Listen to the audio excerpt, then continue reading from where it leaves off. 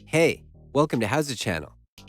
In today's tutorial, you will learn how to hide cursor while typing in Windows 11.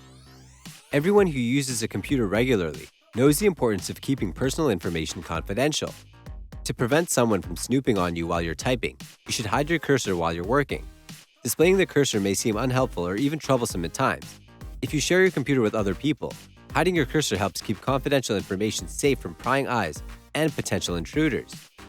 Click on Windows icon on the taskbar. The menu will pop up. Click on Settings.